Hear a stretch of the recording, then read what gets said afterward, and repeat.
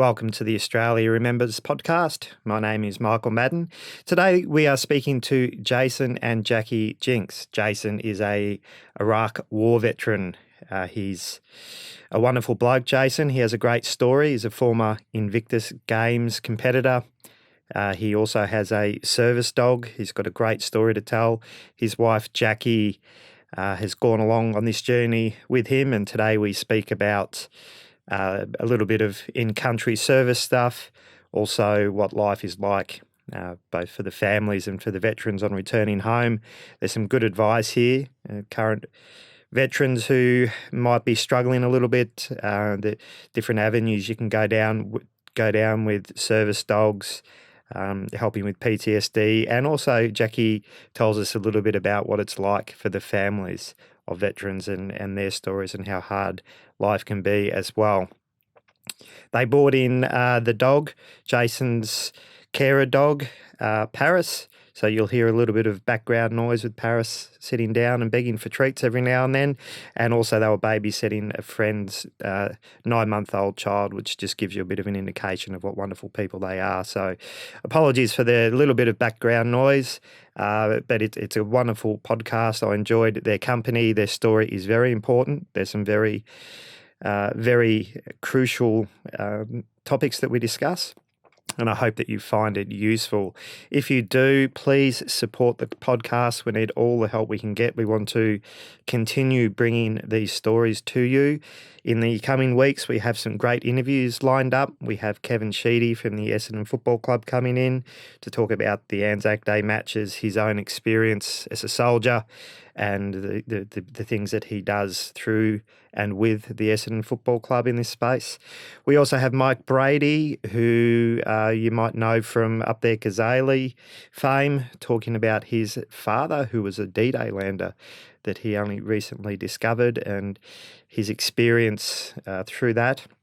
We also have members from TPI, Victoria, and the Bravery Trust coming in, and lots more, but that's just in the coming weeks.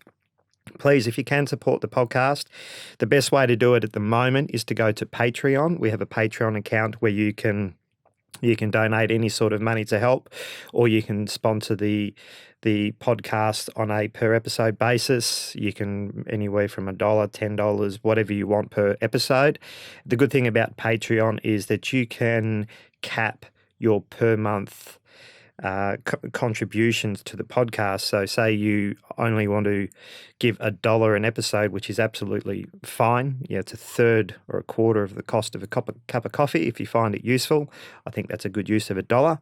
And if we go crazy and do 5 or 6 podcasts in 1 week, well, you may not want to spend that much. So you can donate whatever you're comfortable with per episode, and then you can put a cap on how much you pay per month. So you don't want to go any more than $2 or $3 or $10. It gives you complete control over how much you contribute. This episode is brought to you by Berwick Military Metals, which I've said before is my business, so I'm paying for this at this stage. So please, if you need any help with metals, metal mounting, framing, replica metals, please contact me. If you Google Berwick, BERWICK, Military Metals, I'd be thrilled to help you. I have over 15 years of experience. I've done metals for Hollywood movies, for RSLs, museums. I've done a Real Victoria Cross set, which is now in the War Memorial. Loads of experience. I've helped families in many different situations, so more than happy to help. So without any further delay, I now bring you Jason and Jacquie Jinks. We are at war with Japan. But a failure will make him inch by inch, and that he shall not enter upon our country. Now I am become death, the destroyer of worlds.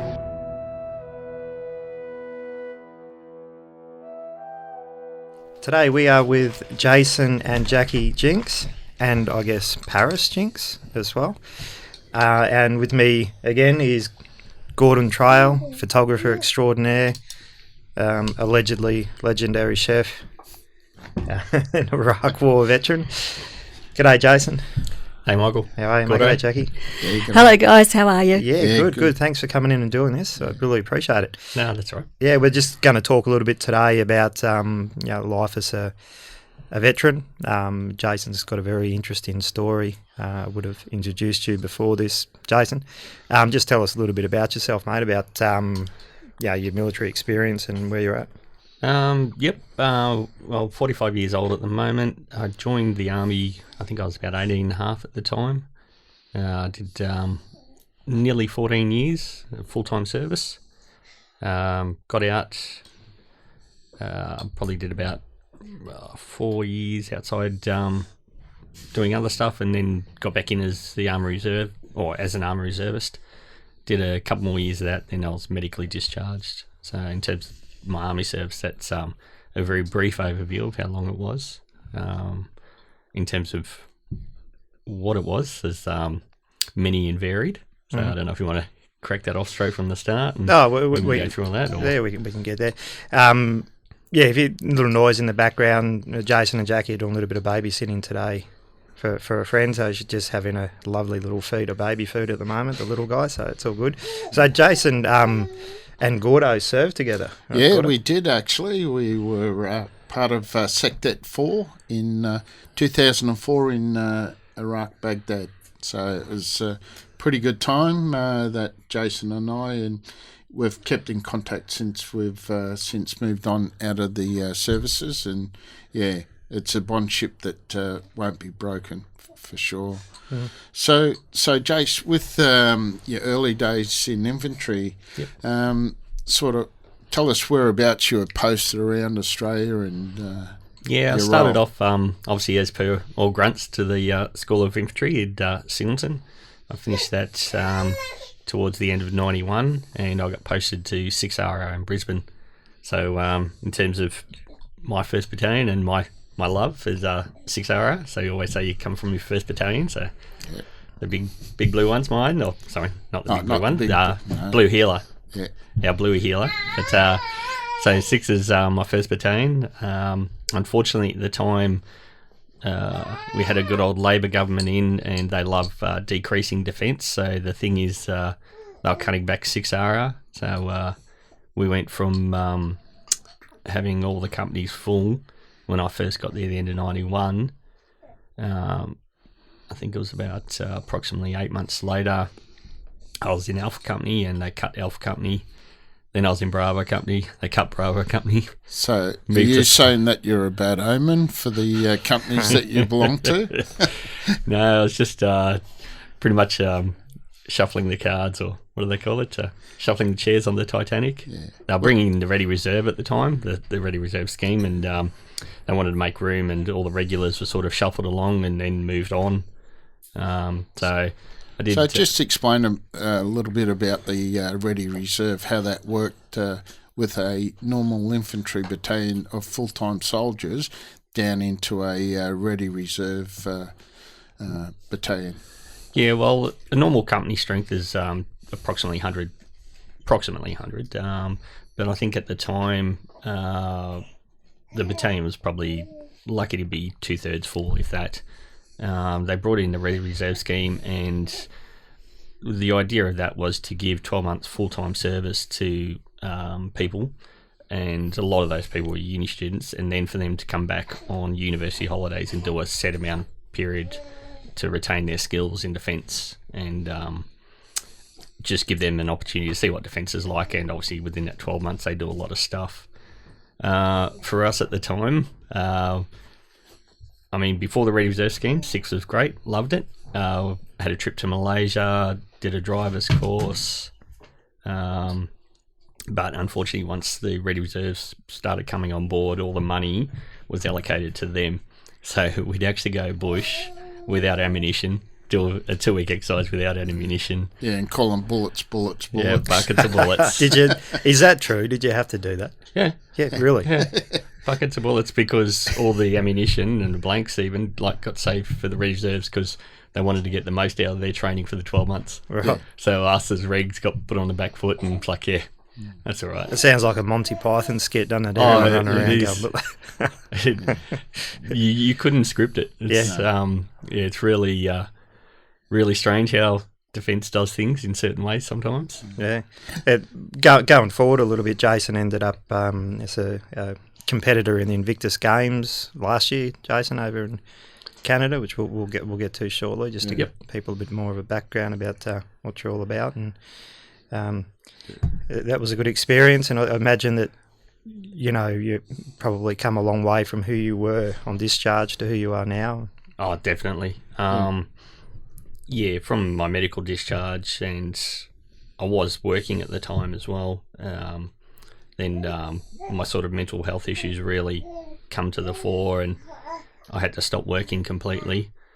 I got lost in my own sort of darkness, a little bit of wilderness on my own, and I had a friend who was still in contact with me and sort of talked about the Invictus Games, and I was lucky enough. I did try out for the 2016 team, but didn't get selected for that one. But that sort of got me first involved in archery. So, because that was, I looked at what I could do, because I think being in that black hole and with my back injury, I felt defined in that was what I couldn't do. It was mainly what I was looking at, said what I could do. So that first initial spark with the Invictus Games made me look outside the square, and I looked at the activities, the sports in the Invictus Games, and I saw archery, and I thought, I've always sort of had an inkling to give it a crack, and I went down to the local club and found out I actually liked it. So continued on from there, and I was lucky enough to be selected in the 2017 side that went over to Canada last year. Yeah. So we'll get back to the Invictus as down the track a little bit, and we'll drill down a little bit more on that. So you served in Bougainville as a... Yes, I did. Yeah. So as part of 6R first, I had a couple of Rifle Company Butterworth trips, so a 3 and a 4 month one over there. A couple other postings. I went to 2-4 in Townsville, then down to Training Support Platoon in Duntrue, and from there, that's where I transferred over to be combat clerk. So I was still in infantry, but clerical role. Posted up to 9 RQR in Brisbane at the time. So and heard about. I think this is sort of the end of the late 90s, and Timor was really firing up, and a lot of battalions were firing up then for Timor, and I was a clerk in a reserve battalion, so we're never going to go as a battalion. And 6R was just down the street in the same barracks, and I applied for transfer, but they wouldn't accept it because they said our roles were too important in where we were. So unfortunately didn't get that, but then I'd heard about Bougainville and the peace monitoring group over there, and I applied for the role of the operations clerk for that, and I was lucky enough to get that, and so I spent 4.5 months over in beautiful sunny Bougainville. So how did you feel about going there without any arms, so to speak? What was that like? You know, you deploy overseas and you don't get to carry a weapon whatsoever. As an infantryman, strange. Yeah. Like, you get taught, no matter where you go, your weapon's there. It's within sight, within a hand, sort of arm's reach of it. Yeah. So to actually go somewhere and deploy without any weapons, any backup weapons, they're not even allowed to be some stored in containers. Yeah. That's that was the whole idea of the peace monitoring group.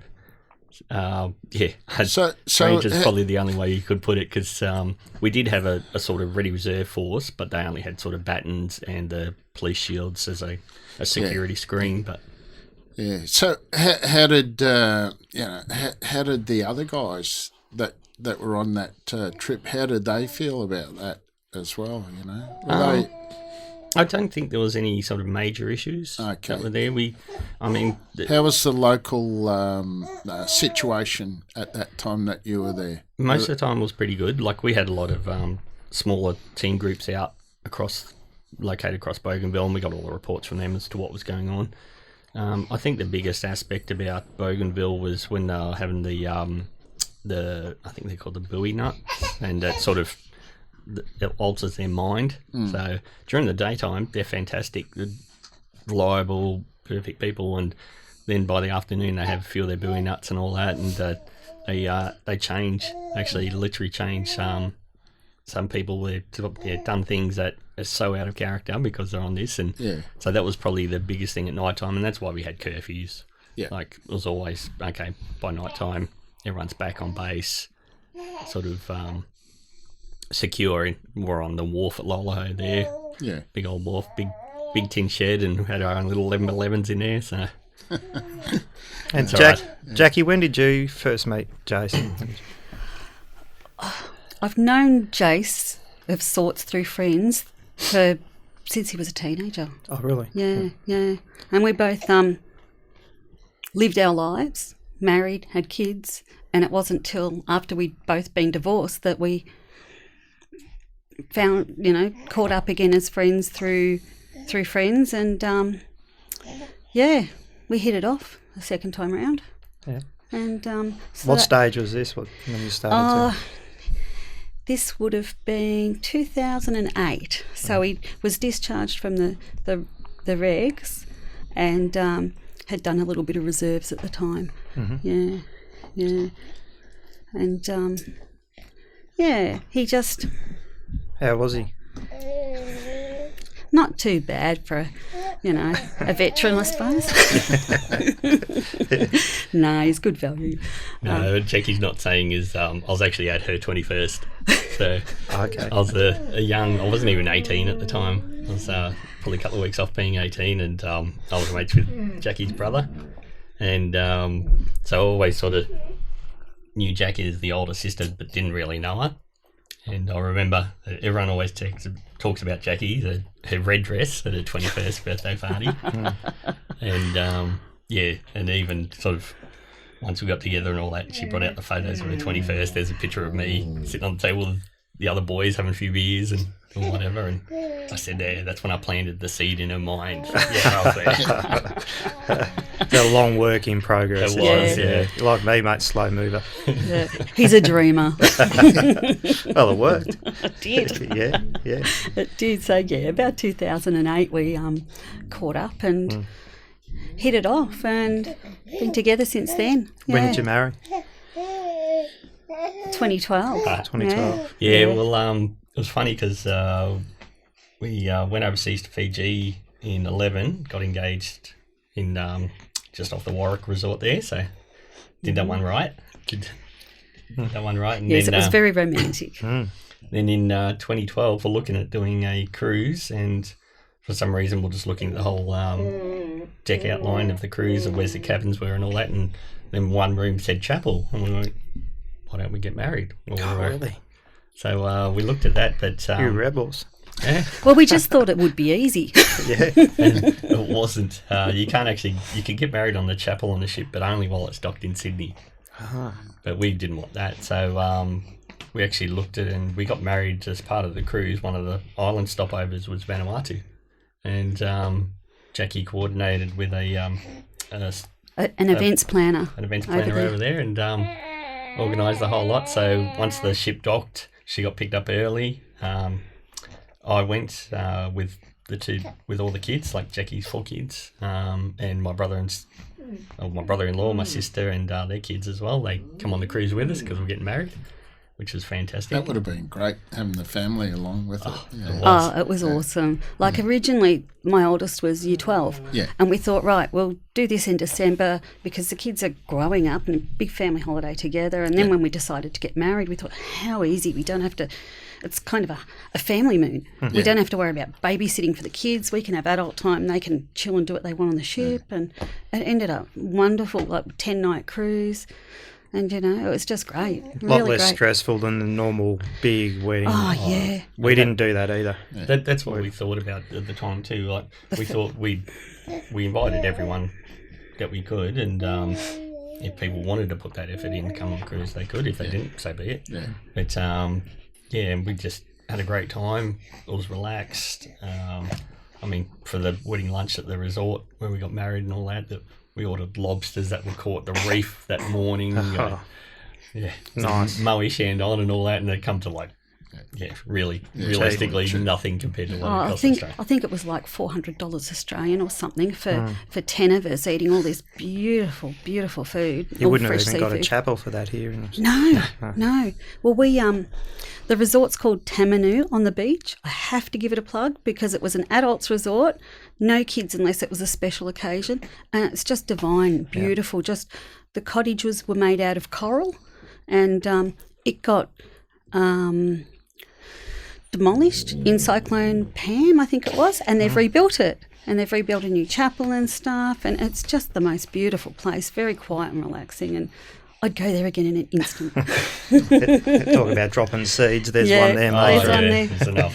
He knows. Yeah. So Jace, get us back to our pre-deployment training in Darwin. So 2004. Oh, 2004. We both got to the battalion together, basically, that year. And I remember walking into the admin room, and there was Jason. G'day, mate. How you going? I'm Gordon Trail. And, we hit it off pretty well right from the start, which was really good. So just give us a bit of lead up about the pre-deployment training. Well, for me, it was actually very rushed in certain ways because I was posted down at Brisbane at the time. My first marriage was pretty much failing. I was looking for sort of something for me rather than something for my family at the time, and I heard a rumour that there was a corporal in Darwin looking to transfer down to Brisbane, but they had to get another corporal to go up there to take in his spot in 5-7 RR, and the sweetener was that the deployment to Iraq was SecDet 4.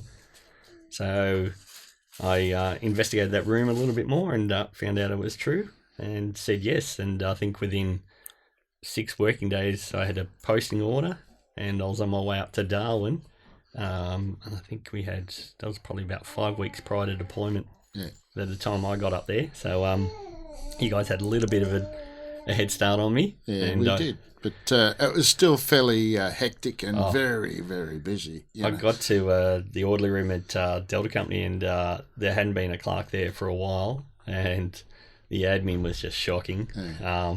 I was working probably as much trying to do PT in the morning as I could. It was pretty rare that I was able to do it, but I was working pretty much 11, 12-hour days, even longer, just to try to get the admin right prior to deployment. So, that in line with all the other obligations we had to do as pre-deployment training. And one of the things that I remember from there was Spencer Norris, the OC. He was just a cracker of a guy, wasn't he? Yeah, I'd actually served with... his nickname was Nipper. Yeah, he Nipper. used to play rugby union, and I'd served with Nipper before when he was the OPSO at 9 RQR, so I knew him pretty well from that, and so it was good actually having a friendly face when I walked in, and fantastic guy. Yeah. Couldn't have asked for a better OC for a deployment we went with. Yeah. He was just so focused. He was laid back style of management, and the diggers loved him. You know, they really did. So, Nipper, if you're listening, mate, here's one for you. Thanks for that, buddy. Cheers. So, I thought you got to throw to a song then, Gordon. Here's one to you. If I start singing, mate, they throw rocks at me, I tell you. Yeah. So Jace, you missed out on getting pepper sprayed. How come was that? How'd you deal that? I only just... when we come into the room prior to starting the chat here, I let Gordo know that because he was talking about the pre-deployment and about the pepper spray and one of the worst things, and I let it slip that I was lucky enough to sort of slide away from that one. Skulker. My excuse was I was already working till like 9 o'clock, 10 o'clock at night, so I think it was only about a week and a half prior to us leaving, wasn't it? So and I had all my deadlines to get through with all the admin, and I talked to the 2IC and I said, I can't afford a half a day off with my eyes not working properly due to the pepper spray. And ummed and sort of had to go through a few channels, but then they finally relented and I got out of the pepper spray. So I kept that very, very quiet for obviously a whole whole lot of time because Gordo didn't know. No, I didn't know that at all. Very few people knew that I didn't do it. So what does that it's feel like? like? Having sandpaper underneath your eyelids for anyone who hasn't been pepper sprayed. So. And I like the best part about it. They tell you that you got to be pepper sprayed in case you need to know how to use it and what it's like. But how many times did you carry pepper spray over there? I didn't even have it at all. That's right. On my body whatsoever. Yeah. So it's a bit crazy, and then So it's not even part of your kit. No. No. But maybe they're just having a lend. And I thought to myself, Just want to have a laugh with you. If I'm going to get that close to an angry crowd, I'm not going to bring out a can of pepper spray. That's what your weapon's for. In Iraq. Yeah. No chance. Yeah, so but it was funny watching some of the young blokes. Well, I was 48 at the time, so I was the old man of the crew going over there, and you see some of the young blokes, big, really fit guys, and they're brought to tears and bending over, and they're all saying, "Oh yeah, I reckon I could last 2 minutes without ducking my head in the bucket of water and so forth." Big Les Anson and all them blokes, and within 10 seconds they're all dunking their heads. So in that's the the water. challenge, is that they spray you and then you got to hold it as long as you can. Yeah, So- so normal spray across the eyes, and instead of just one swipe, I think they do a couple extra just to make sure it sinks in. And They're having a laugh, aren't they? Oh, Seriously. They are. why they were having a laugh was because they were all getting sprayed by the MPs, the military police, Well, there you our go. detachment. Because the military police, they were detached to us as personal bodyguards for the ambassador in that trip over there to Baghdad. So it was really... Well, I think the domestic police have to do the same thing, don't they? Part of their training. Oh, It yeah. makes a I bit assume they'd have makes to. a bit more sense with They them. actually use But it. they Yeah, actually they carry it and every use day. it. Yeah. So it's pretty cool. So then we got on the big Emirates plane from... we flew from Darwin to Perth on the Qantas, then Emirates to Dubai into Kuwait, and then we jumped on the C-130s there. And we did we're sort of like the advance party there, and got in country and waiting for the other guys, the main body of the trips to arrive in country, and we met them up in Kuwait. We're about 5 days ahead, weren't we? Yeah. We're about 5 days ahead, but you got to acclimatise a little bit because it was bloody hot. What was your role? The infantry?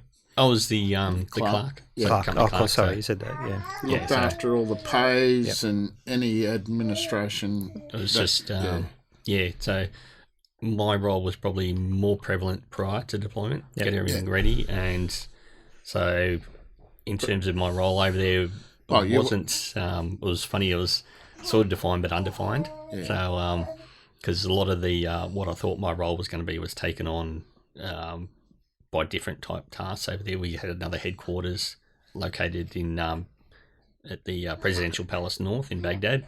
And I'll say Presidential Palace North because they changed the name of it to Camp Victory because they didn't want it to be known that they stayed in a palace for the whole deployment, but they did. Yeah. Lovely palace with gilded stairways and gold toilets and stuff like that. Well, we're out in a 10-story building that was partially completed with no windows, a big sort of atrium at the middle that had no ceiling, so the old dust and sand come down and got into everything.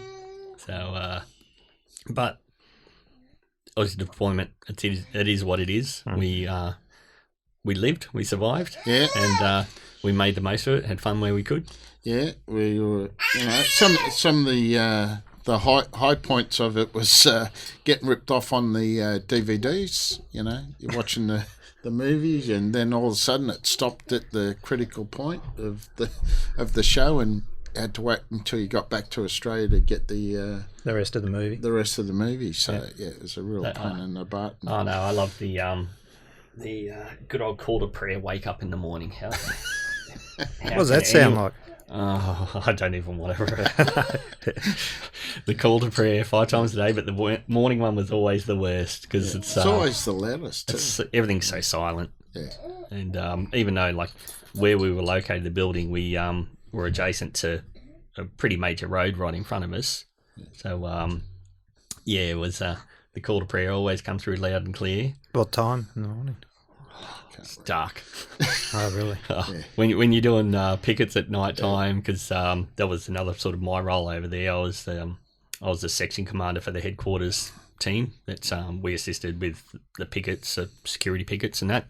So just to give a chop out to all the infantry guys and that as well. So it wasn't just them doing it.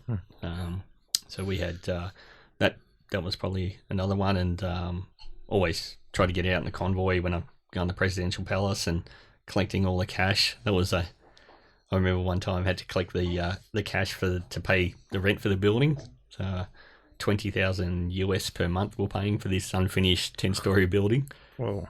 And I had to carry 3 months worth of rent with me until it got handed over to the guy. So I was pretty nervous for a little while carrying that around. Wow. Well, just walking through downtown Baghdad with 60,000. No. Not quite. No, you're in the Aslav.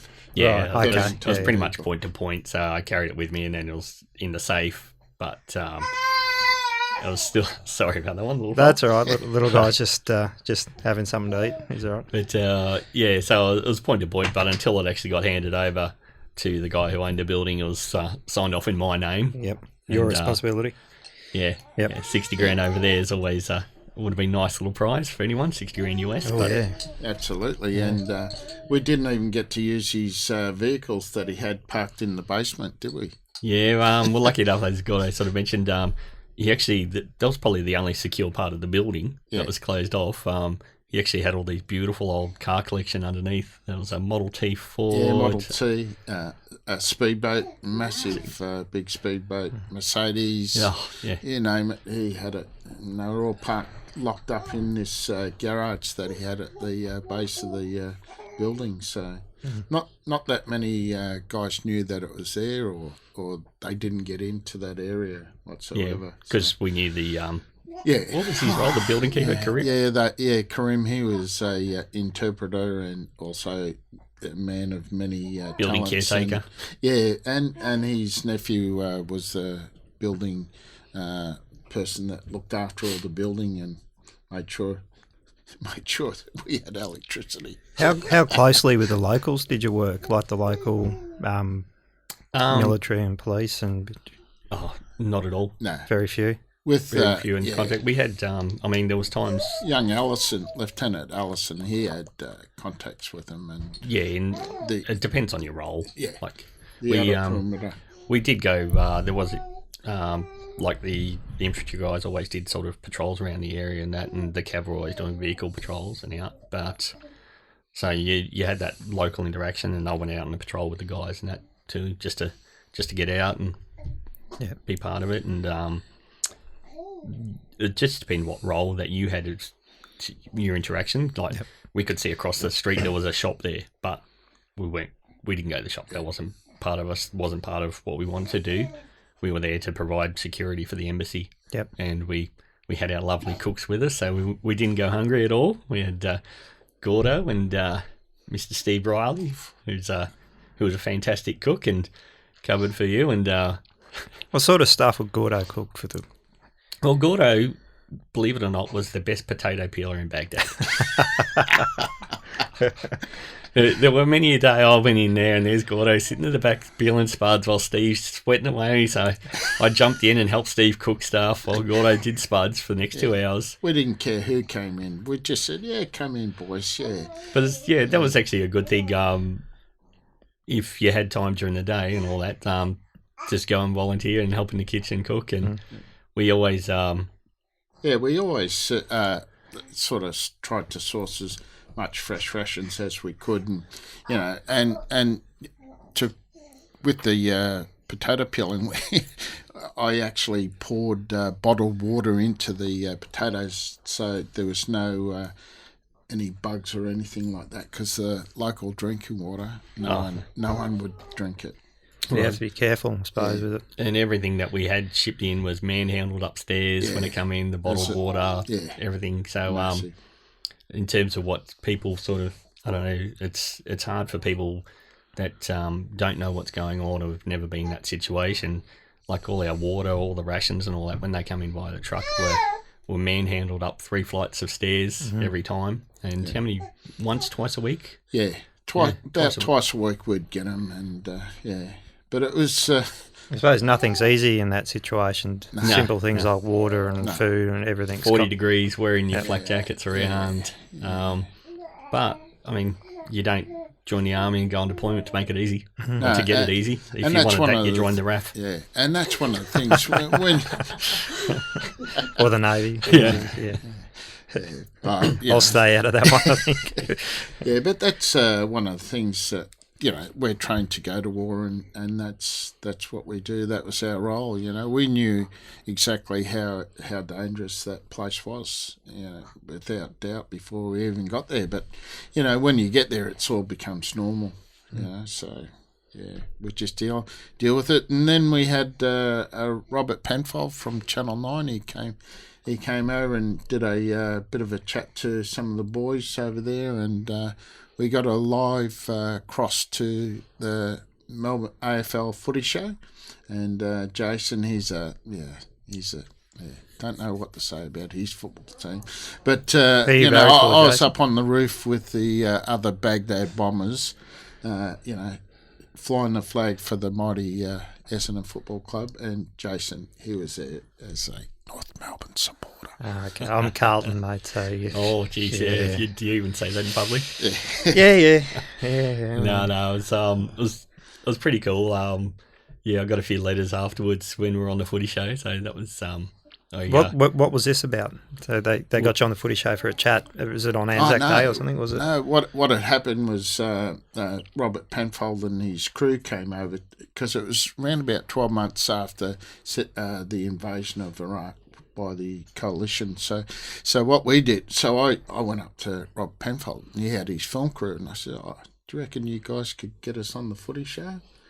And he goes, there you go. I didn't know that. I actually thought it was just a... I went up and spoke to Rob Penfold and said, hey, how about getting us on the footy show? He worked for Channel 9, so...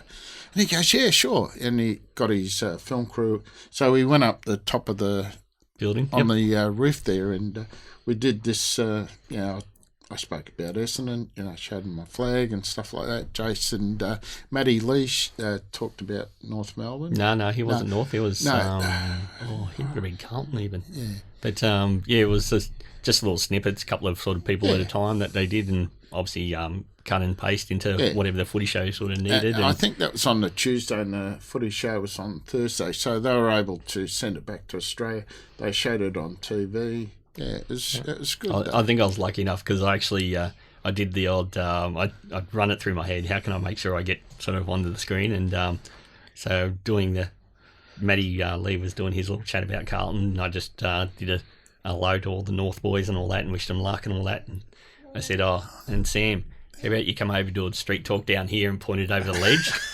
And they loved it. The camera crew followed my finger straight away, and they loved that side of stuff. So that was what sort of got me on the tally. And that would have been something to see, Sam Newman walking around Baghdad with his microphone. Oh, I would have loved it. Big target. So what about the old Baghdad golfer, Steve Frawley? Yes, Steve. The rooftop was a good place to do certain things, and Steve was practicing his golf up there a fair bit. So that was his little out. Yeah. So and when you're on deployment like that, you've got to find your own little out, because it's repetitive. It's stressful. It's repetitive. I mean, you try to get out and do as much as you can. Like for me, at least, I had the variety of going into the presidential palace for all the admin type tasks. So able to get Burger Kings in there too.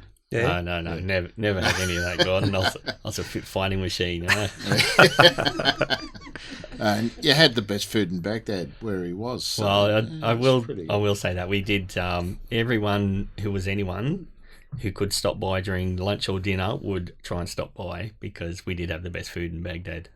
The Yanks were shocking reheaters of food. I wouldn't even call them cooks. Mm-hmm. And with Steve and Gordo there, we had the best food in Baghdad. Well looked after. Oh, very well. Yeah. Does he do any cooking at home now, does he, Jackie? He actually does, yeah. And he cooks quite a mean spaghetti bolognese. Oh, I'm into that. Good. Yeah, I'm into that. And he's not bad on the barbecue either. Yeah. You got a little guy at your feet there. Yeah. A Little girl? little girl at your girl. feet there, yeah. Tell us a little bit about, we'll get to a little bit later, but about Paris, and we were talking about little beautiful little black Labrador sitting at Jason's feet at the moment, putting her chin up for a bit of a scratch. She's an assistance dog. Yeah, so Paris is she's 3.5 now. So and she's my assistance dog through Young Diggers is the organisation that supports me through her, and also I get a bit of support through the Barwon Heads and Ocean Grove RSL in terms of they support me with her vet bills, which is a really, really helpful thing. So who was that through again? Barwon Heads RSL? Yeah, the sub-branch at Barwon Heads Ocean Grove. Oh, okay, yeah. So cool. the guys and girls down there are really fantastic because as part of the Invictus journey last year, I did a few speeches around sub-branches and talked to whether it's the TPIs or just the actual sub-branches to tell them about, try to promote Invictus Games and the story there. And they had Paris with me, and she's got a beautiful face and a beautiful soul, and she gets lots of love everywhere. So they asked how they could help me out in any way, and that's where that sort of been from there. And been fantastic. So how did the process of Young Diggers? Did you contact them, or did someone speak to you? How did all that work, and what training went on with Paris? Well, it first started. Just a sort of background. When I first moved back to Melbourne, I got myself a rehomed husky, and it was just him and I for the first couple of years. And just before I knew anything about a therapy or assistance dog, I could tell you now he was my saviour. Yeah, he was my best buddy. We did everything together, and we lost him. When was that? Yeah, about 4 years ago now. All of a sudden, just something failed inside him. How old was he? 10. 10-year-old husky. Hurts, doesn't it? Bloody dogs. It was. Bloody dogs. That hurt me big time. Well, it came out of the blue. He was fine, running around, and then the next day we found him down the side of the house, gasping. Couldn't move. Gasping for breath, couldn't move his leash, couldn't stand up, and I had to carry him to the car and took him to the vets, and he never come home from there. He was in hospital for 4 days. They'd been so many tests. He sort of peaks and troughs, stepped up a little bit. They said, we might be right to come home tomorrow. And then the next day he just went downhill again. And unfortunately they couldn't even find out what happened. So if we knew that, at least we'd have some sort of closure. But that hit pretty hard. He was a beautiful, beautiful big boy. They are beautiful dogs. Yeah, and I pretty much back then I said, that's it, no more dogs. And it was about 6 months later, Jack said, you need another dog. Why did you say that? He was lost. He was lost. Him and Ben had a great relationship, and Ben would just sit beside him and just be there. And like Jay said, he was basically his therapy dog at home. And Jace was lost without him. And I said, and I had been saying, we'll get another puppy. And he's, no. And 6 months later, when I mentioned it, he said, I think you're right. And then we started looking for a lab. We thought, something that's trainable, because when we had Ben, we were very jealous of other people with obedient dogs. If you've ever seen a husky, as soon as they get a smell, they're gone. Like a scent, they're gone. I used to have a beagle. They'd be the same. Loved him. A stupid dog. It's just untrainable. Yeah. Yeah. So we always had dog envy when we were two. Yeah, I know that one. Yeah. So how did what were you feeling? You were saying you were lost and so forth. It was lost. It was almost like losing a partner. Yeah. It's say had that whole grief, sort of processing that, not knowing, sort of losing another piece of you, and I was, and that's why I said I didn't want a dog, because I didn't want to go through that again. That hurts, and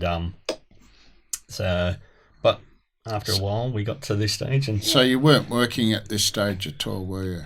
At that stage, yes, I still was. Still was. So we'll go into sort of what I was doing at the time, but got Paris. She was only a 3 months old pup at the time, and it was so funny.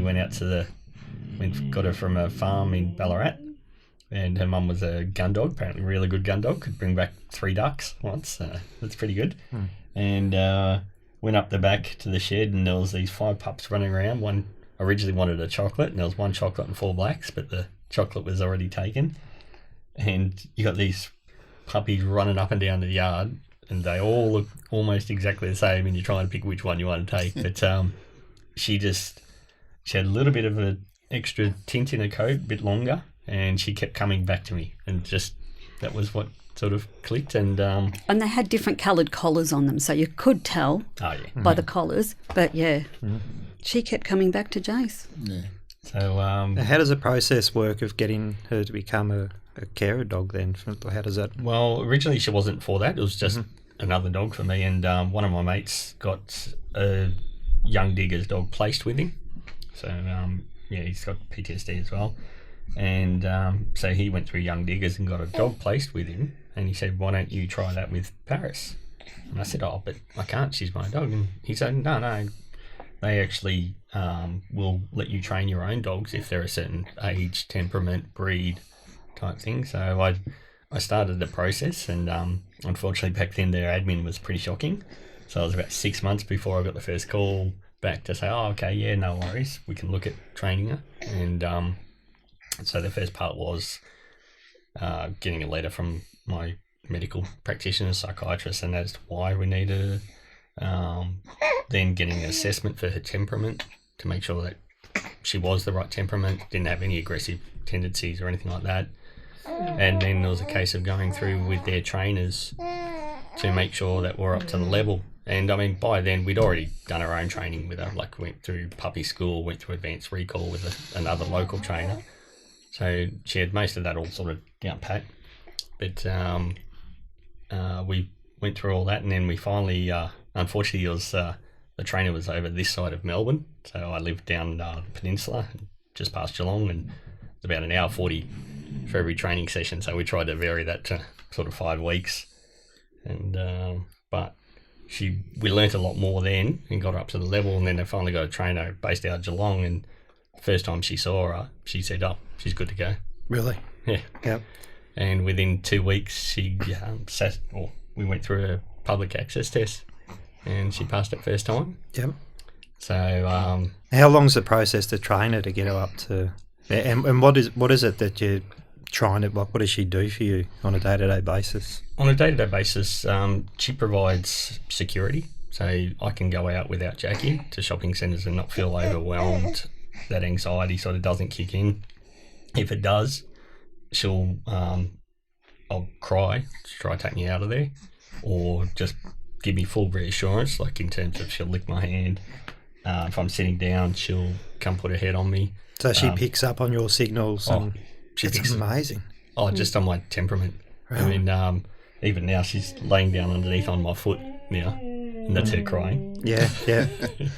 But and night time, she'll sleep on the bed, so at my feet and all that. So in case I have any dreams or wake up in the middle of the night, she's there. She knows to be there. She comes up to him and just... She'll come up, or she'll lay further on me, like put her whole body on me. So she knows if you're having a bad dream. Oh, yeah. Wow. So it's pressure therapy. It's this. They use it for children and stuff as well. So, yeah, if she senses that Jace is agitated, she will lie on him, or in bed, lie on him, move up the bed and stuff. So, just to reassure him. Anyway, if I'm having a bad time and I want to go chill outside and all that, she'll see me and just come up and lay next to me, lay on my foot, or just jump up on the chair. And as much as she's a big 33 kilo dog, she's a lap dog. So yeah. She can't get it out of her head that she's not a lap dog, so she'll jump up there and does that. We've had to do another sort of transitional training thing that we're doing at the moment. So she turns the light on as well now. We've got a little push light. So that's part of her. Like a bedroom light, do you mean? Or a little... it's a portable light, so portable, like a torch, I suppose. There's one that we've got in the bedroom, so in case that sort of security of having a light on at night time, I'll wake up and say Paris light, and she knows. She actually goes and pushes it with her nose. Wow. Yeah. So it's so this service for these dogs is available to veterans. It is. They're getting swamped at the moment. Apparently, because it's a volunteer organisation, and they've lost one of their sponsors. So if any other sponsors are out there, Young Diggers Dog Squad is who she's through. And so where are they situated? They're based, their main base is out of Brizzy in Queensland. They're starting to get a bit more presence now in Victoria. So there's a lady who does admin out of Melton, and they've just made a manager out of, I think he's a Victorian manager, and I think he's based out of Bendigo. So trying to get a little bit more profile, because the dogs are certainly out there. The want is certainly out there. But and it's not an easy thing.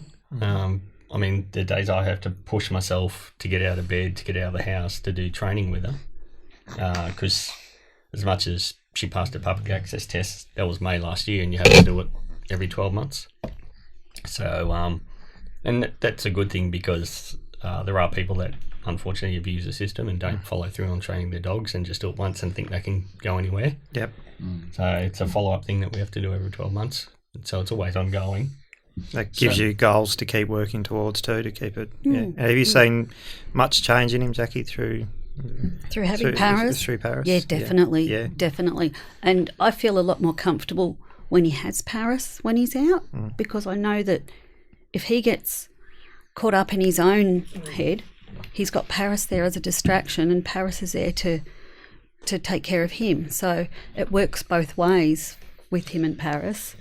And it makes him focus on something other than what's going on in his head at the time. But she's amazing for him.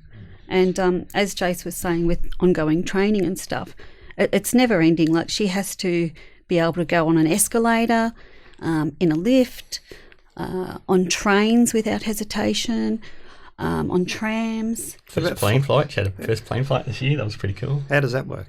It's all about gradually introducing these things, and so you go to a train station, get them used to the noise and things like that. And because of the bond and the trust we have, she just watches me and follows me, so she doesn't see it as a big issue. And when we did fly this year, it was up to Canberra, so it was only a short flight, but in terms of we had to drive an hour and 3/4 from home, go to the airport, wait at the airport for an hour and a half, and then go in. But does she go on board with you? Yes. As a carer dog, she comes in. So does she get a seat? She gets allocated a seat, so she gets the floor at the bottom of that seat. Right. And we went through Virgin, and a big plug for Virgin because they're fantastic. We got processed through the whole security scanner. We got boarded first. They put us with the Economy X, with that extra seating right behind the business seats. So you had plenty of leg room. Plenty of leg room and plenty of assistance, and the guys, the cabin crew were fantastic. They all come up and said, anything you need, if you need to go to the toilet, we'll sit here with if you need anything, just yell. And what if Paris needs to have shit? Well, that's she can't. That's part of the role. So she's trained to hold it? Yes. Wow. What if it was a really long flight?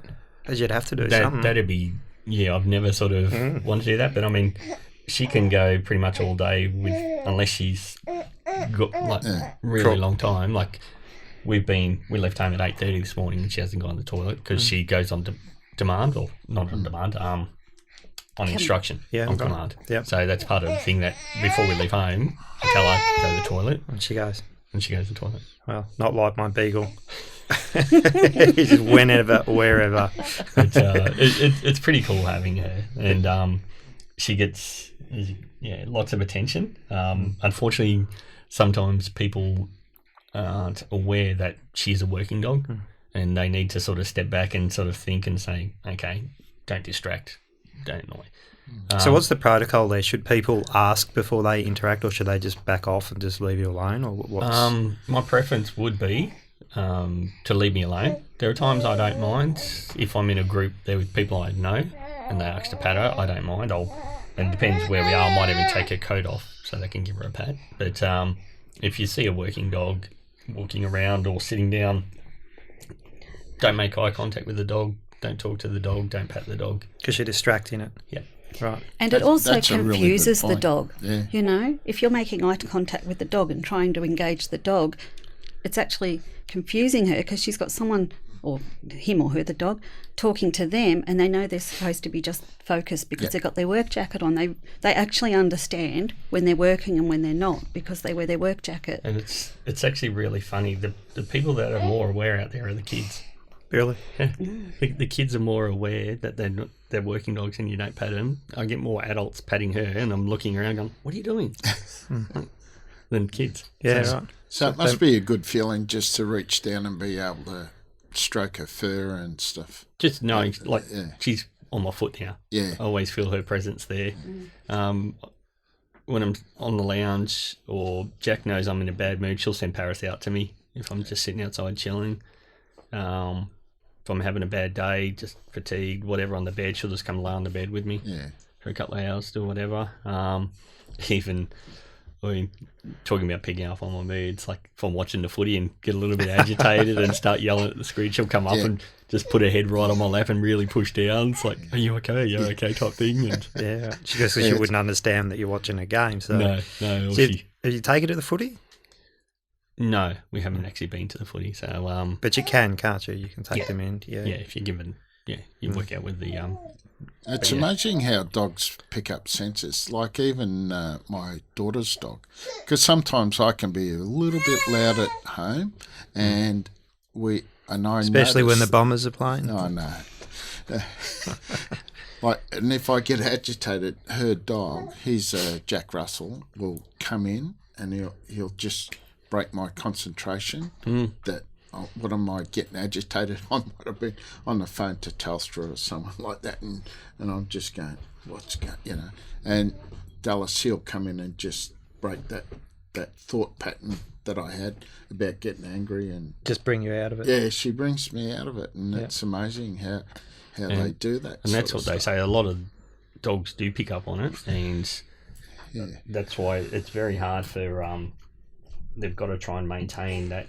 Assistance dogs have tasks, like Paris has dedicated tasks in turning that light on. If Jacquie says, "Go find Jason," she's got to come to me and find me and provide that reassurance. Yeah. Whereas that sort of highlights the difference between her and a therapy dog. Because dogs are fantastic, and a lot of vets do have dogs. Yeah. So you take her surfing? We went down. I'm not a surfer myself, but there was a launch of a thing with the RSL once, and she went down to the beach, and we tried in the shallows, but she wasn't a big fan of the surfboard. Okay. But it's she all right. sat I'm on not it, a surfer. She sat on the board. Yeah, I thought I saw a photo of water. it. Is that right? Yeah. That was with an activity with the Victorian RSL Active group. So we went out there, and the Victorian Minister for Veterans Affairs, Dan Teen. No, it was... not Dan Teen. John Aaron. John Aaron, sorry. Yeah, from... John Aaron, we got a photo there, and he, of course, made sure we got a photo with her because she's very photogenic. Mm-hmm. So, so she doesn't surf, not a big fan of it, but loves running in the water. Right. Like a lot of dogs don't like the whole action of the waves and that. But, especially Labradors, they love the water, don't they? Absolutely love it. Yeah, bred for it. Yeah. So the service dogs, they rescue lives, don't they? They are. They rescue lives. They, I'd say she's definitely kept me here. Yeah. There's two things that have kept me here: Jacquie and Paris. Yeah. So they've done their job. Good on them. Yeah. So I reckon we better chat about the Invictus Games. Yeah, Invictus Games. Okay. So when did you first, and how did you get involved in the Invictus Games? And I first heard about it. That would have been probably 2015, the end of 2015, and one of my mates, Brendan, sort of hit me up about it for the 2016 ones. Unfortunately, I was in the process between my medical discharge, waiting for that to come through, so I couldn't go as an RSL member, as an ex-serviceman. And the paperwork was very onerous to get done through a service, and they released the request for nominations. Of course, I think it was about the second week of December, and everyone in defence pretty much goes on holidays then until into January, and it had to be done prior to that. I did as much as I could, and unfortunately the administration guy was inept, who was doing it at the time, for the 2016 games, and didn't bother processing my paperwork because it was put in the too hard basket, and they took over the team that they had. I even sort of heard a rumour that actually went one person short for the 2016 games because they couldn't get it done. He was useless. And did you, at that stage, have a sport in mind? Did you gone that far into? Well, that's when I started my archery, because Right. I put in for the archery because I looked at what I could do, because my back issues, even with the wheelchair sports, they're very contact orientated. Mm-hmm. So I thought I couldn't handle a smash in the back with those top sports. Couldn't do running anymore, the twisting, bending. So yeah, archery was what I looked at, and I went down, like I said, double starter 16, went down to the local club and did a come and try, and found out I really liked it and got involved and kept getting better. And if you know, with anything, if you keep getting better, you actually like it. Yep. So I kept at it. So yeah, that kept my interest in it. And then when the 2017 applications come, I applied for that, and yeah, I was lucky enough to then get invited up to the first. So my expressions of interest went through, and So you have to qualify then to be part of the team? well, it's for the 17 games. It's not a qualification process. It's really you get assessed along the way in terms of what your needs are, in terms of, and also what sport you can do, because there are limited places. We only had 43 spots for the Australian team to go over to Canada, and in those spots they try to get people covering the sports that they can do. So I was in it for the indoor rowing and for the archery, and whilst I wasn't the best indoor rower, my times improved every time. I was going through the training and all that, and that was pretty much what the coach was after at the time. Right. With the archery, I was the only open recurve archer, so that was okay, but there was never, okay, we've got 2 spots for archery or 6 spots for archery. It was always going to be based on what the actual team needs were, or team balance were. Right. And that also come down to, sorry about that.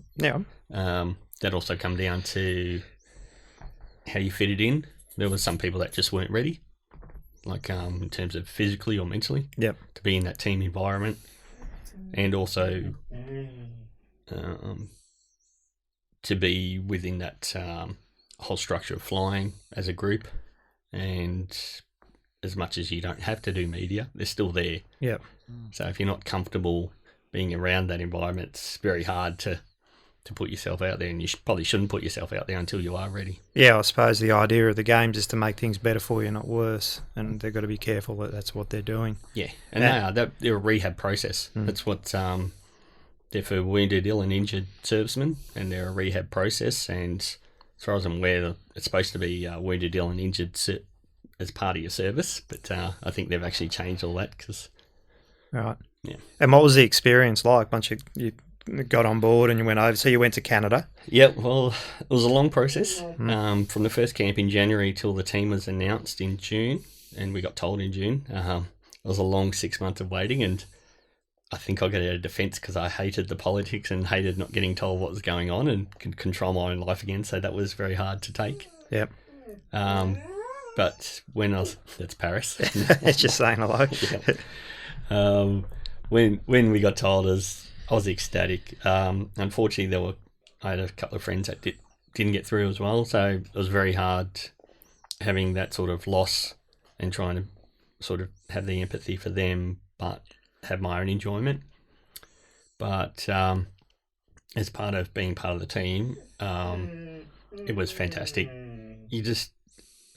I was, like I said earlier, I was sort of lost in the wilderness for a while, or my own little black hole, and to actually feel that someone believes in you again. Thanks, Paris. She's just saying that she believes in you, mate. That's it. just to have that someone believes in you again. Someone's willing to kit you out in uniform. Someone's willing to put in money to fly you to the training camps, to fly you overseas. and then to actually put on the uniform again with the rising sun, or not the rising sun, the Australian flag on it. That's a feeling that's incomprehensible because, yeah, it's mental health drags you down big time. But also not just the mental health, it can be the physical injuries as well, which affect veterans and affects the everyday Australians. If they're carrying injuries and as well as mental health, it just doubles. It compounds all the problems. Well, as I said, I got a lower back injury as well, and it was funny. This last year, I was going through a trial for what they call a spinal cord stimulator. So I had the trial in February, and I actually got the implant in I think it was end of March last year, and so that sort of put me back physically in terms of my archery training as we're going along. So that was a little bit harsh in certain ways, and I think I sort of said before, it's also, like you said, it's working out what you can and can't do with your physical injuries. So, but since I've had that spinal cord stimulator, it's the pain levels, because living with pain is just unbearable sometimes. It just fatigues you, it depresses you, it does all that. So that's probably knocked out over 50% of the pain levels on a daily basis that I was living with. So having that chronic pain is just, it's very hard. And the worst thing is, it's not the worst thing, but I mean, people don't see it. All they see is me walking around or me doing it, so they think, oh, well, he's all right. Nothing wrong with him. So he's an able-bodied person. So it's very hard for people to see those type of things that are going on, as well as the mental injury. So having the Invictus Games there for those that, whilst the media love seeing and taking pictures of those with amputations or other sort of accidents that involve them being in a wheelchair, for me, seeing the other people with me. Paris is just having a snack out of a little guy's pram behind you. She found his rust. So we even bring morning tea to this podcast. That's right. So just having that that feeling that it's acknowledgement that what you have isn't just, you're not just a bystander who's able-bodied and can be involved. So, and it gives you goals too, I suppose, as far as training and all that sort of stuff, structure again and focus, and just a reason to get out of bed, a reason to push yourself for certain things, a reason to get out of the house. Like archery was my original one, and then that sort of kept going on. So how much do you have to train for archery to get sort of good at it? To get probably 3 to 4 days a week at least. If you want to train to be really good, you got to train every day, because it's all muscle memory. But archery is a big mental game too, and I think that's what when I first found it, I liked. It was just a case of once you actually go through your processes, that's all you're thinking of. You're thinking of, what's my next move in the process? Is it knocking the arrow, drawing the arrow back, releasing, how I'm going to release, things like that. So you don't have all the head noise that's sort of part of your normal day. So a form of meditation almost. It is. It's you can look at it that way. Yeah. Except you do something wrong, and instead of a 10, you hit a 6 or a 4 or a 2, and it sort of kills your meditation because you go, fuck. But, do you still do it? I do. I've probably dropped off a little bit now, due to not being involved in this year's games. But I still do it at least once, maybe twice a week.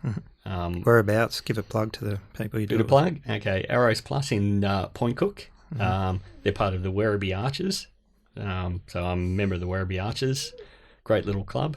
And Arrows Plus in Point Cook is where we do our indoor archery.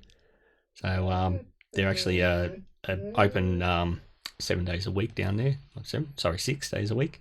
So you can book online or give them a call and go in and shoot. Even if you're a non-archery person, they've got all the equipment there, and you can learn your own way. Otherwise, if you're a competent archer, or if you want to get competent, they do run beginners classes.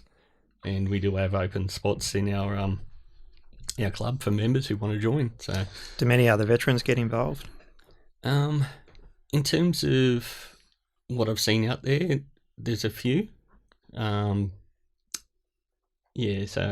a lot more sort of are starting to come to the fore because they're seeing it from my point of view anyway. And I think one of the best compound archers in Australia, Pat, he's in South Australia, Pat Coughlin, I think his name is. He's ex-defence as well. Right.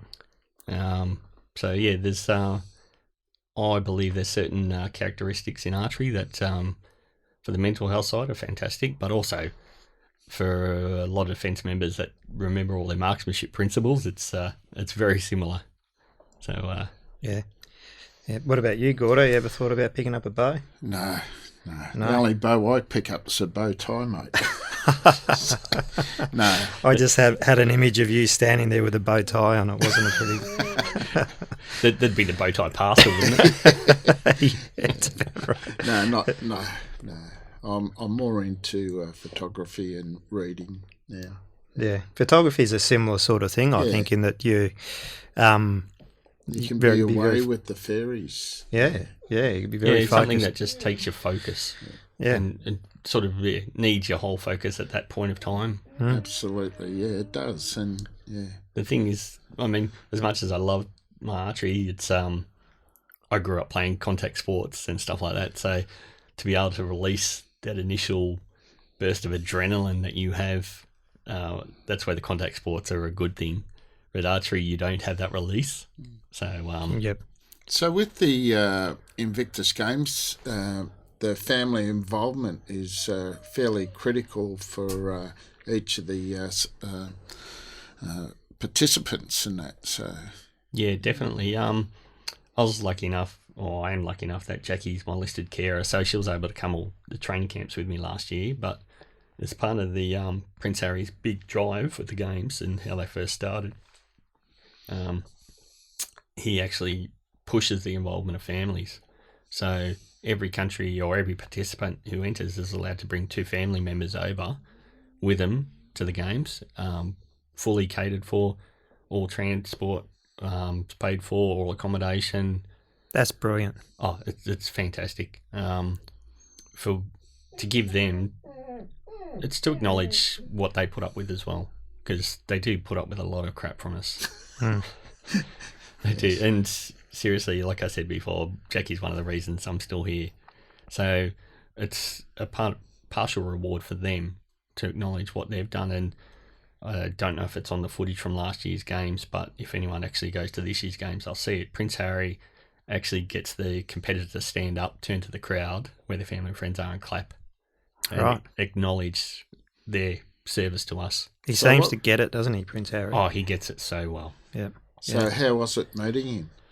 Yeah, well, lucky enough, last year it was in June at the Governor General's house in Sydney when he came out to Australia, and unfortunately it was a quick meet and greet, but it was pretty surreal. I mean, yeah, to say I've sat there and met a prince and shook his hand and said hello and had a little chat. And even cool. Jacquie met Prince Harry as well. Yes, she'd be gushing if she was here. She's coming back in now, so I'm sure she'll tell you about it. But we were just talking about Prince Harry, Jacquie, and he came across meeting him.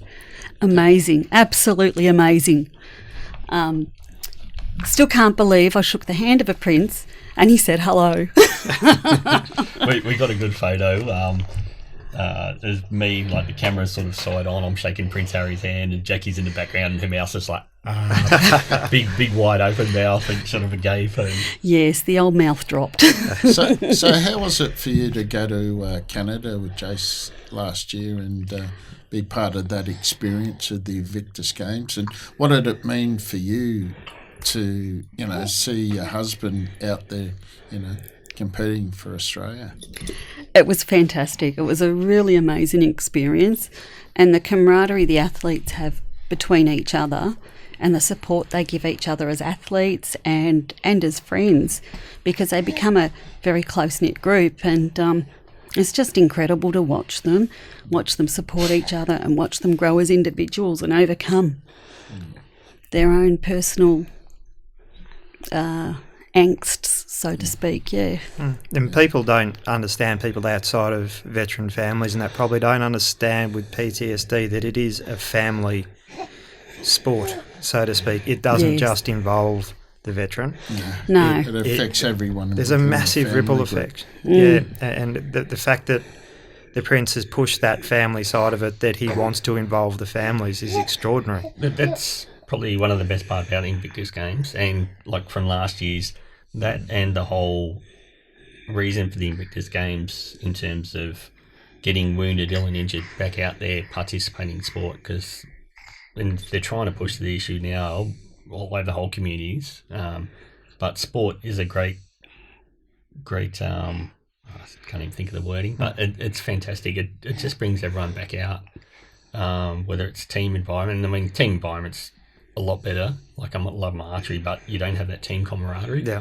But being part of the Invictus Games team was just fantastic. You could share your results, like for those that were winning or those had their PBs. That was fantastic. So do you go around between your events and watch the other athletes and everybody backs each other? Yeah. As much as you got a chance. When your events aren't on, and unfortunately it's compressed over sort of just over a week. Yeah, 5, 6, 7 days, isn't it? Yeah, You've got the opening and closing. They normally do 5 1 day in of between. contest or prelims type before the opening. Yeah. So, and it's obviously all about cost, which is fair enough to run these events and to have the facilities ready available. But where you can, you go out and you watch different things. And I mean, as Jacquie said about the competitors, as much as we're competing with each other and the other nations, it's fantastic just to watch the individuals do what they can do. Like for this year's games, if anyone's thinking about going, just do it, because there are some amazing things that you'll see. My best one from last year's is probably I think it was 1,500 metres, the athletic tracks. 3 sight impaired runners from America. So what happens with the sight impaired runners? They actually have an able-bodied runner with them, and they have a little string attached to their arms. Right. And so they started off the start line, and they were going around, and there was little bits of gaps between them as they were going. But last lap, like come around last corner, they all just bunched up together. Right. All across the line at the same time. Really? It was just beautiful. It's just sent shivers up my Yeah. spine. Yeah, Because it's not about who won. Yeah. it's about actually achieving the event that they set out to do, not just getting first, there. second and third. Yeah. Getting there is Yeah. that's what the Invictus Games is about, is being there. So they're in Sydney in October this year. Yep. Yeah, it's so people, obviously there's a big website there. People can go along and get tickets. It'd be a wonderful thing to take your family to, just for people to watch that, because that's so removed from what we see in competitive sports these days. To see that sort of thing, there's important lessons there. There is, and I'm hoping that what I was part of last year is exactly how it's going to be run again this year, because that's what it's all about. It's not about who wins, and it's the biggest claps are always for the person that was finishing and trying their hardest at the end. That was the biggest claps in the crowd for most of the ones that we ever saw, whether it's swimming, athletics, whatever. They were the biggest claps for people just getting out there and pushing themselves to be part of it. Well, they've had the biggest struggle to get to where they are, and it's been a huge achievement to actually finish their event, and it's just, like Jay said, it's incredible. It's awe-inspiring. It's so much about the journey more than just the result, isn't it? It's funny, particularly with the Invictus Games. Used to watch all the Biggest Losers and all that, and they talk about their journeys, and you're going, oh, God, another journey. Yeah. But last year for us was a journey. From where I started in January, I said, don't want any photographs, don't want any media, won't talk to anyone. By the time I got over to Canada, I did a Facebook podcast with at the Athletics Day. Jacquie was there for that one. I was quite happy to do media. Since I've come home, I did a forum at the Anzac House with Rob Webster from RSL Victoria. Yep. President. So Victoria, I've gone around a couple of RSLs and spoken with the TPIs and EDIs when they have their monthly meetings or other sub-branches, just to sort of relay what Invictus means to me and how it changed me and how it hopefully will change others that get there. What advice would you give to any veterans that are...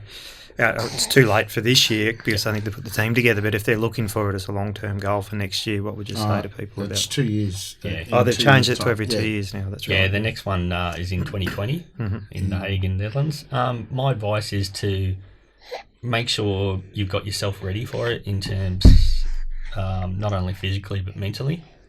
Find a sport that makes you happy, not a sport that you can just do, but one that makes you happy, because if you're happy doing something, it's not a chore.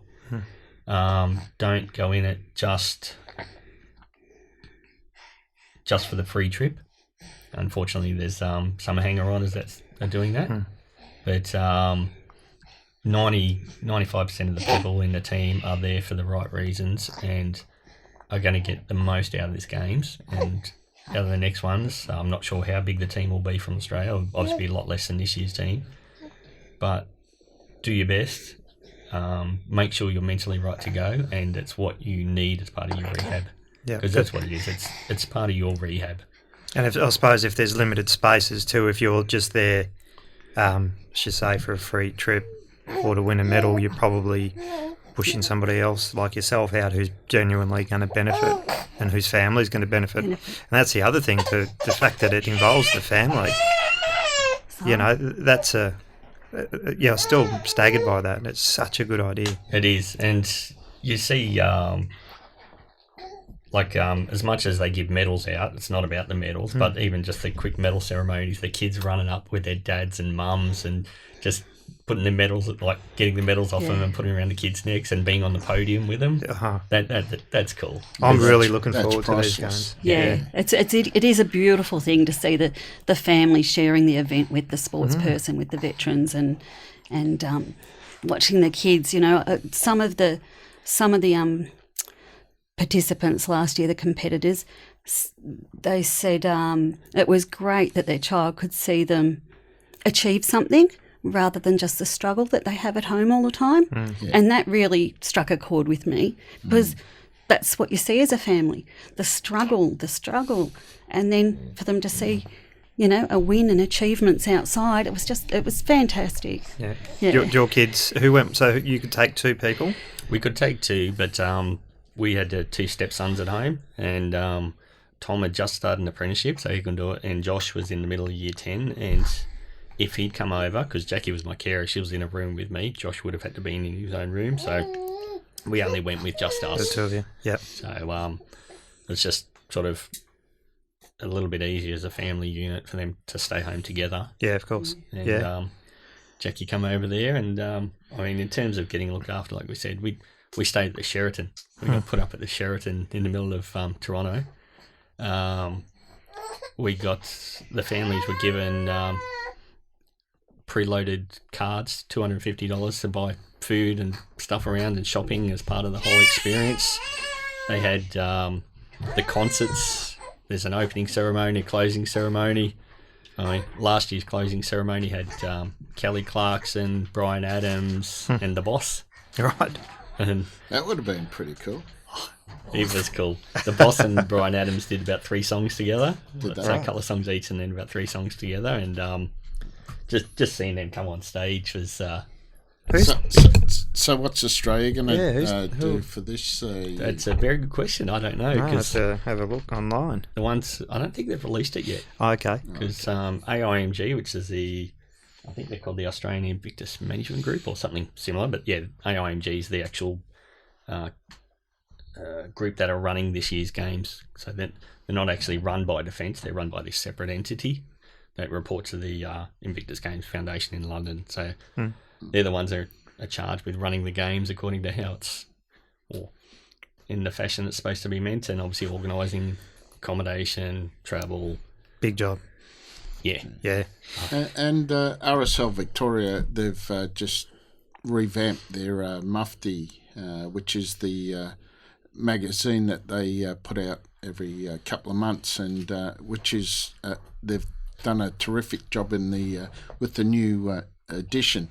And Jason's stories in there, as well as some of the other Invictus Games people. Yeah, it does look really nice, doesn't it? They've really looks beautiful. So I've got my copy at home, just waiting for Jason to sign it. So yeah, yeah. Well, but what was your book for me? It cost $80 on your book, so I'm sure I can get that $80 back for a signature on mine. But that's one of the things about mateship, I guess, is having someone's back. Like I was so stoked for Jason to be picked in the Invictus Games. It was really good, and I was watching for him all the time on TV, on the snippets that they would show, or some of the archery and things. And it was amazing. So yeah, and like Jason, he supported me with coming to our book launch, and that was really good for me.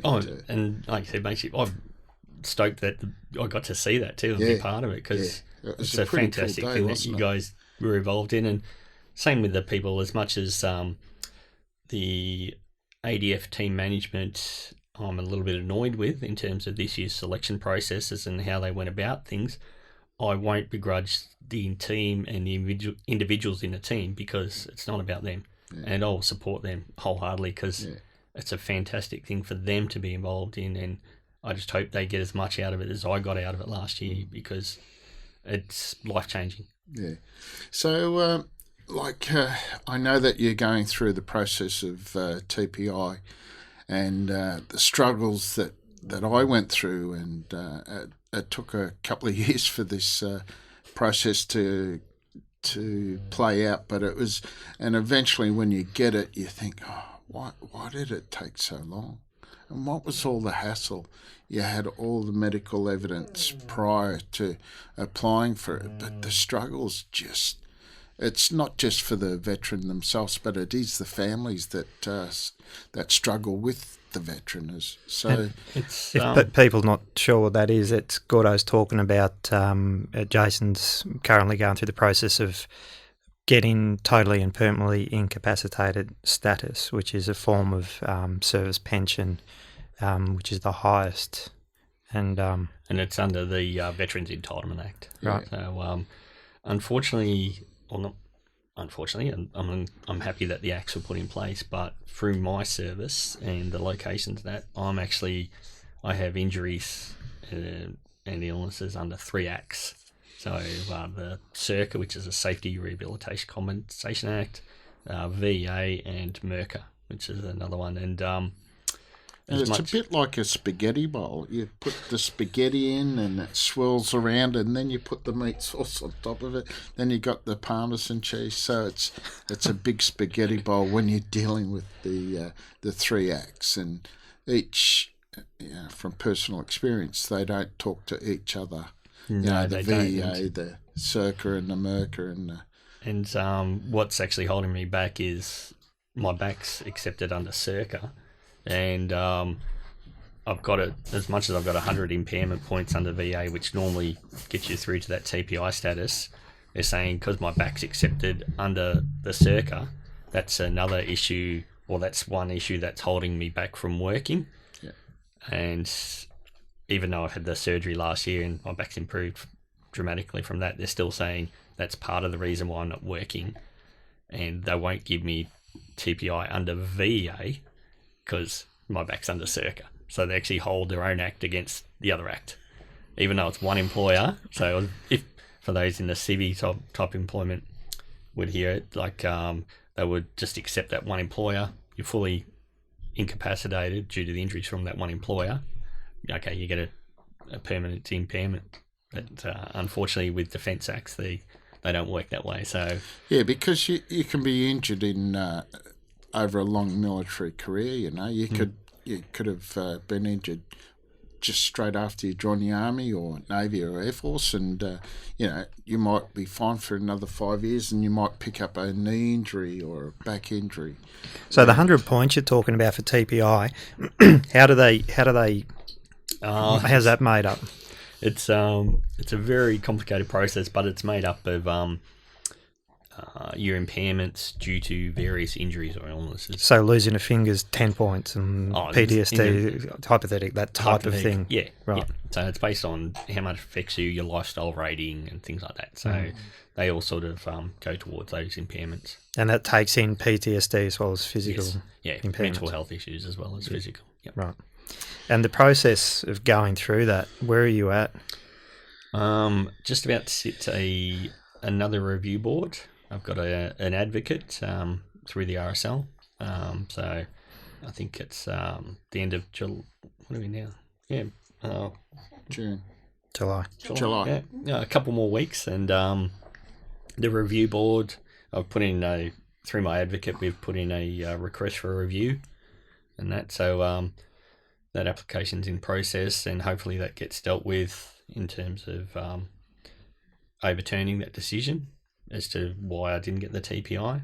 So for people who don't understand, and Gordo can talk to this too because he's been through it, what do you actually have to, what do they force you to do before they approve you as a TPI? They put you through the ringer, so to speak, and you got to.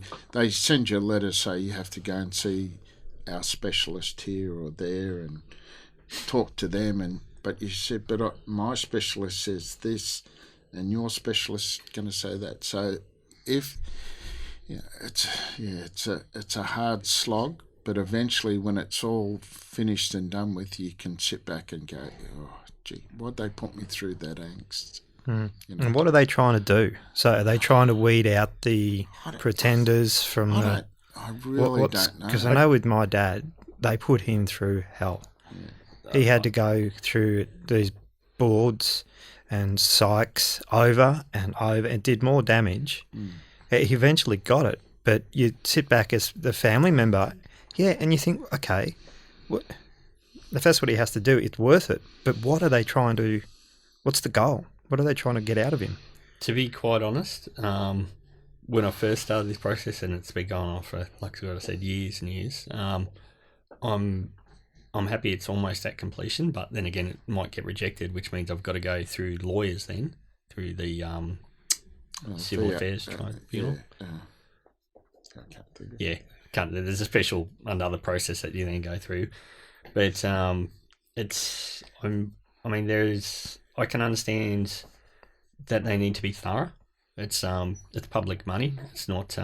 It shouldn't be given out willy nilly. But they've got to have a balance between that and putting us through so many hurdles and obligations that it actually is detrimental to the veteran. And the veteran's family. Yeah. What's it like for you, Jackie, watching him go through this? Unpleasant. Unpleasant to say the least. It's frustrating. It's frustrating for me, and then it's also frustrating for me to see Jason going through all this and frustrated with it.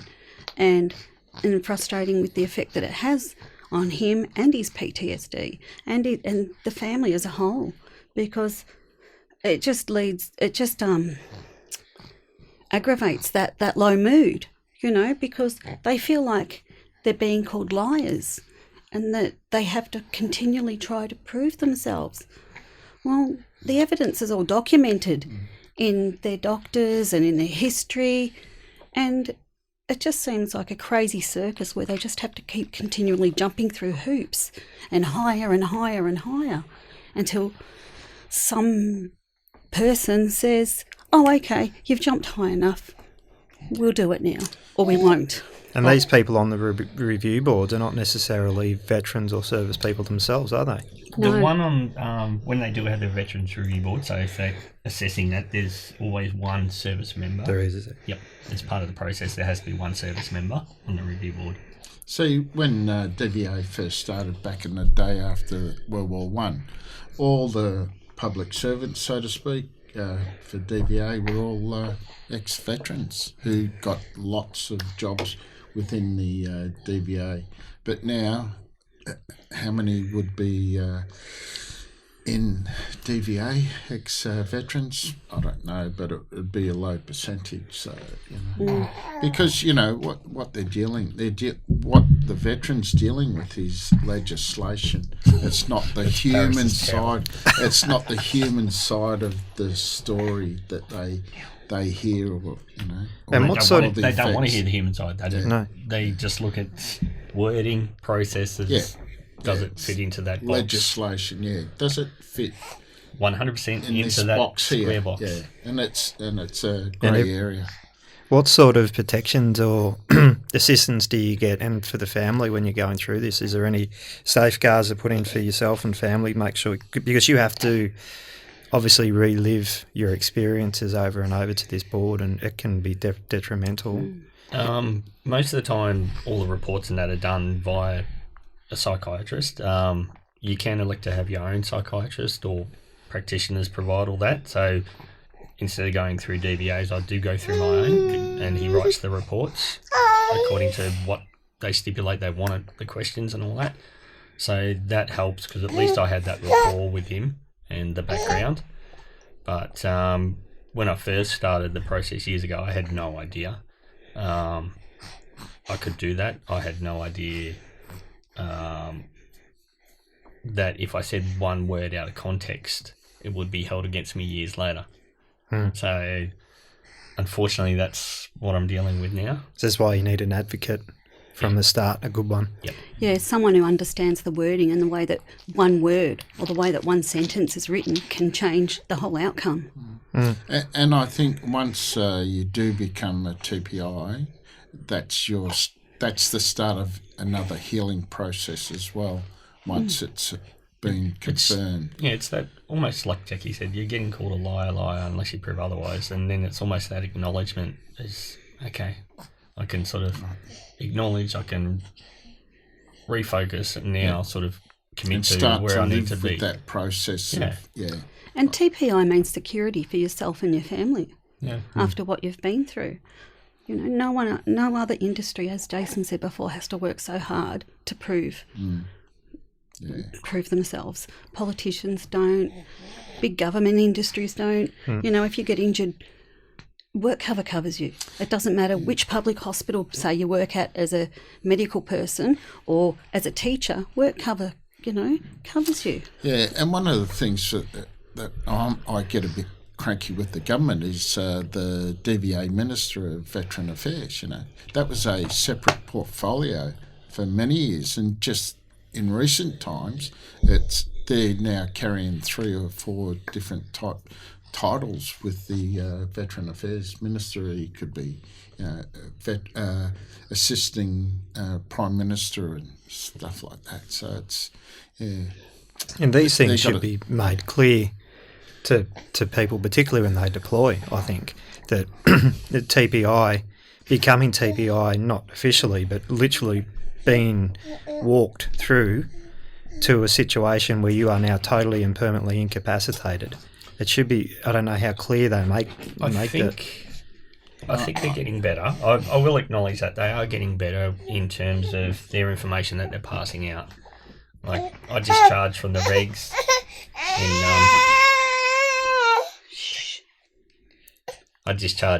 in 2005, and I just went on my way. I didn't want to sort of put up with how I was feeling. I didn't acknowledge how I was feeling. I didn't go to any psychs, medics or anything like that, because I just wanted to move on with my life.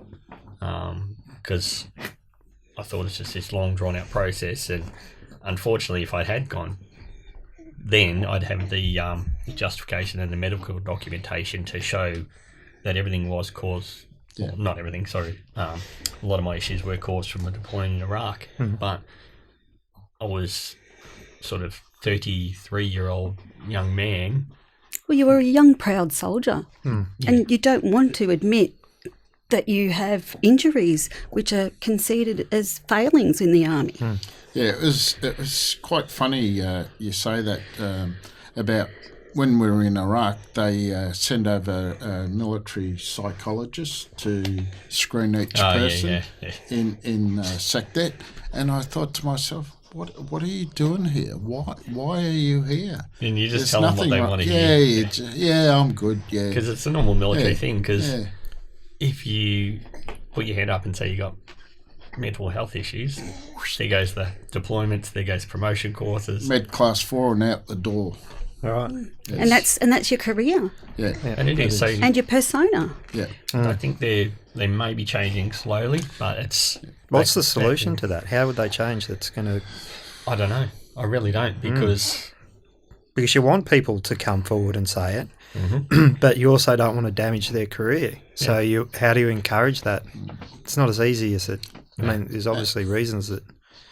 And I think that's why some of the reasons why we do the podcast is to attract younger veterans or older veterans who are stuck in the house, who don't have any connection with the veteran community or, beforehand. So we want to get them and to say there is help there, but, we just got to point them in the right direction. Yeah. And make them understand that it is excuse me, it's a long and almost dangerous process, or it can be. And I mean, if I had to go through it on my own, I don't think I'd be here talking to you. Yeah, it's so for those guys that are out there living on their own, trying to almost fight the system, and you're not dealing with the system, you're almost fighting it. They're the ones I feel for. So, as Gordo said, there are a lot of initiatives that are starting to get up. Unfortunately, there's too many ESOs out there. One of my big bugbears, ESOs. Too many people try to make themselves duplicate the same. They do. They duplicate the services that are already there by another ESO, and for ESO ex-service organisation. Yep. So, I mean, that I would. Considering that a lot of their grants come from DVA, you'd actually hope DVA would start to get on board and bring them all together and say, let's stop duplicating. Let's actually use the funds that we have available in the right ways. That's a good point, because a lot of veterans and families probably don't know which one to turn to, which ones are benign and which ones are effective. Yeah, and that's the thing. There are, and I mean, for me, I've looked at a couple of different ones and done different things, and and I still believe the RSL is probably the best option. There are a couple of little things that I found out the RSL what I think could be improved, because unfortunately, for those that don't know, the RSLs are actually state-based organisations. As much as there is RSL national, they don't have a lot of say of how the states run their things. And like TPI. Yeah, TPI association's the same. Same thing, yeah. So, I mean, why have an RSL national if they don't have a lot of influence or governing of how the RSLs are going to work together? If it's not a consistency nationally instead of state to state. Yeah. And unfortunately, if people have heard in the news what's happened with RSL New South Wales and a few issues with their financial issues. It's not good, is it? No, and that's where RSL national needs to take it on board and maybe have a whole rejig of the system. Say, bang, we are RSL national. They broaden their horizon, so the states have to come under their sphere, and that might actually alleviate a lot of these other ESOs popping up. The sponsors can come on to RSL. The RSL then is obviously directly related to the DVA ministers, that sort of not-for-profit organisations comes under that whole banner, more regulated, having a central agency being a national one, and the states can still do their stuff, but the RSL national oversees everything and actually put a national program across, not just what state has more money can do more for their members and that, like... Because there is difference financially between the states. Big differences. Yeah. Definitely. Yep. Yeah. So I want to have a chat to you about being drafted by Hawthorn, Jace. Yeah. What's the story there? I'll actually go for a bit of background. So talking about the RSL activities, there's an initiative that RSL Victoria has. It's called RSL Active. At the moment, they don't have their own website or anything, so it goes through the Facebook page for RSL Victoria. There's a lady at Dan's house called Judy Summers. She works with Ann Parle, and both of them try to run this thing. And it's about both really nice people too. They are. They're fantastic people. Great. And it's all about getting the veterans out into an active social activity. And supportive. Yeah, and supportive. So with like-minded people, because we are like-minded, we take the piss out of each other for certain ways, and just to be able to relax in that way, knowing that people have your similar views to you. So it's called RSL Active. I know Melton RSL are doing some really good things out in the west. Altona RSL have started there. Bendigo? No, Bendigo haven't got Don't RSL Active. Geelong RSL was the initial sort of trial Pilot. for RSL Active, pilot such. There was some good people on the board, on the committee that started that. I was pretty heavily involved in it, and unfortunately they've gone very insular. They're only doing activities for themselves now, not as an RSL Active type thing, so hopefully RSL Victoria can get on top of them and bring them back on board, so they're part of the whole RSL Active framework again. And because it's not about them, it's not about the people on the committee, it's about getting these veterans that are at home. The bigger picture. It's about getting one person that's at home coming to do an activity, So whether that's a walk in the park, a lawn bowls. I think Melton RSL are doing a paintball activity soon. We used to Paintball? Yeah. Really? Oh yeah, that it has. I'm staying away With a from bunch that of veterans, I think I'll steer away from that one. That's my arse shut off. Well, with even the- just archery, like we used to do some come and try archeries as well. Yeah. So So with the RSL Active, what a lot of even DVA, what they're finding, they want to connect with the younger veterans, and that's how the RSL at Geelong started.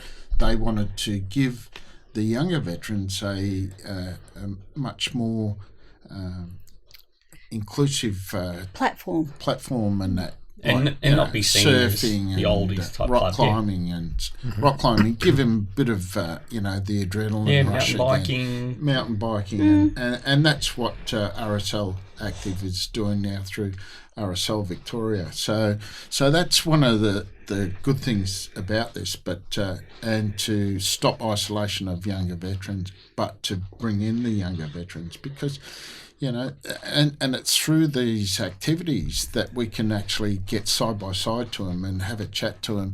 How's it all going? How's the family travelling? and even if you just make one contact in that That's group, it. that person might give them a call every now and then just to Exactly. how you're travelling, what's going on. And just to be clear, you don't have to be an RSL member to be part of RSL Active. That's the biggest thing. It's not to force members into the RSL and all that. It's just to get you out of your house, try to not put you in uncomfortable situations, but somewhere you feel relaxed enough that you can talk to people if you want to talk. If you don't have to, and just go try something different. And what are you doing through RSL Active? At the moment, it sort of led to RSL actually have a team in the the National Wheelchair Football Championships. Yep. So the AFL. So it's a wheelchair thing. And the last 2 years, the RSL and Victoria's had a side in it, and I actually got invited down to play for the RSL side at the championships in. Was it March? Early March? Yeah, I think it was early March this year. I'd actually stayed away from a lot of wheelchair sports because I mentioned before about my back, and I wasn't too sure. But since I've had the spinal cord stimulator implant in my back, it's got a lot. Probably that pain has lessened, and I'm a little bit more confident in doing things like that. So I gave it I was only going to go down for sort of one day, maybe a little bit, another game on the second day, and found I loved it, so I stayed for all 3 days. So how does it work? Wheelchair AFL. Wheelchair AFL is it's very similar. It's a sort of netball size court. So you've got 5 on the court, 1 centre, 2 backmen, or females, backmen or women, 2 backs and 2 forwards. The forwards are the only ones that are allowed to score goals or points. you got your 4 posts. So handball is classified as a kick. Mm-hmm. So if you handball it and it goes more than 3 metres and someone marks it, that's a mark. So they can go back off the mark, have another kick. An underarm throw is classified as a handball. Right. So you can't do an overarm throw. You can't purposely ram into someone. You can block. So you use your chair to do a lot of blocking off the board, especially some of these quicker players that just kill me. But so it started off, and you use probably a normal size 5 footy. Mm-hmm. So it started off, I got interested, and by the 3rd day I loved it. It was really just that whole team sport environment again. Yeah. That was probably the best part about it. From there, at the actual championships, they were talking about bringing in a Victorian wheelchair football league. And that was Disability Sports and Rec from Victoria, as well as AFL Victoria. And this year, they are lucky enough to start up the first inaugural league. It's called the Robert Rose Victorian Wheelchair Football League. So Robert Rose it's the Robert Rose Foundation. Yeah, so his foundation's sponsoring the league. We play at Burundara Sports Complex. It's Balwyn North. It's a 10-round league. They invited applications from the AFL clubs as to who wanted to provide teams, and considering it was very short notice, what they got 5 teams that actually wanted to be part of it. So who's in it? Collingwood, Essendon. Collingwood, Essendon, St Kilda, Richmond, and Hawthorn. Right. And so they lifted it up from there, and from there they did an open skills. So they put the notices out that they were going to run this league with these teams. They picked captains from the existing sort of, they didn't have a league last year, but they had a couple of sort of sessions as to how they were going to run and who was in the Victorian side. So they picked captains from that, and the captains were allowed to pick 1 extra player, known player, as part of their team.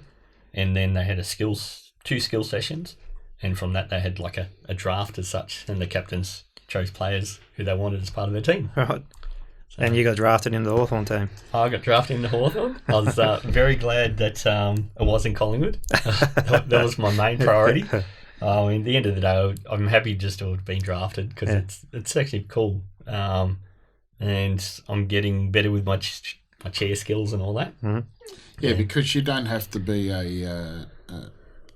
in a wheelchair per se. No, there's and like I said, like with my back and all that, I can't play those normal type sports. Yeah. So this is a great outlet for me that I can still play a team sport. You don't have to be wheelchair bound. There are wheelchair bound people that play it. And it's all inclusive, male and females on the teams, and it's a really fun thing. Unfortunately, what are we into now? Round 6, and us Hawkies haven't had a win yet, but it's all right. It's a learning curve. Yeah, you'll get there. We're on a big learning curve. We actually had our best game on the weekend. We played Collingwood, who were on top, and we got our highest points. So is there any support from the AFL clubs themselves? Yep. We've got I think the community liaison officer. I think that's his title at Hawthorn. And Anthony, really good bloke. So we get jumpers provided by Hawthorn, shorts, and a polo top. And so there's all that basic and that contact within the club. Unfortunately, I wasn't here when they did the jumper presentations, but they did that at the club. I was overseas at the time. And, but, sorry, good girl, Paris. So the clubs are there in the background. Collingwood have really embraced theirs. I've had they've got some lots of Gucci gear, and they get invited to presidents' lunches and all that there. So, and those that have the facilities actually train on it. Like I know St Kilda trains at their base, Essendon, the guys train at the hangar, and I think Collingwood train at their centre too. Where do you guys train? Because you're down at Geelong, Hawthorn's. Yeah, Hawthorn doesn't actually have an indoor facility that we could train at because they're still doing works down there. So we actually train at Deakin Uni is it Deakin Uni or Vic Uni at Caulfield? Monash? At Caulfield? I don't know. Monash. Caulfield. Monash. Monash. Yeah. Monash. Other, yeah. Yeah, Caulfield, I think it's Monash. Yeah, one of our members. It's a long way to come from Geelong, isn't it? It is. We only train. That's why I can only get up once a week to training. They also have so individual teams do their own training. Then Tuesday, Thursday nights they have combined training for the league. So just get everyone's skills up. So if you can make it to, I think one's at Royal Talbot at Kew, and the other one I'm not exactly sure. What a good idea! Oh, it's fantastic, and just watching, like I said, we got 40 points on Sunday. That was our highest score. We hadn't got over like 25 before, so that was just an awesome effort. And seeing the team sort of develop, like, because there are some quality people out there that have the skills, and a lot of them are ex basketballers, wheelchair basketballers, so they have that pace and the skills with the chair. So that's what the Collingwood, they stacked it, and normal Collingwood, they're cheating first season, but they'll get weeded out for next season. Spread them around a little bit. Yeah, brilliant. All right, well, I think we've done over 2 hours here. It's been really good. Wow. Gee, it goes fast, doesn't it? Yeah. It's good. Is there anything else you wanted to talk about, mate? I'm just thank Jason, Jacquie and Paris for coming in. Yeah, thank you. You've been very generous with your time and your openness. We really appreciate that. That's right. It's an incredible story, and it to be commended. And Jacquie, thanks for coming in. And that's okay. Thank you. Anything else you'd like to talk about as far as I guess advice for other families from it's make sure you have support, and don't be afraid to reach out for it. Find a great GP that you're comfortable with, and because they are really your lifeline. And also, don't be afraid to use VVCS. VVCS are an amazing support network. Veterans and children counselling service. Yeah. Okay. Yeah. It's confidential. It's a free service. It's a free service.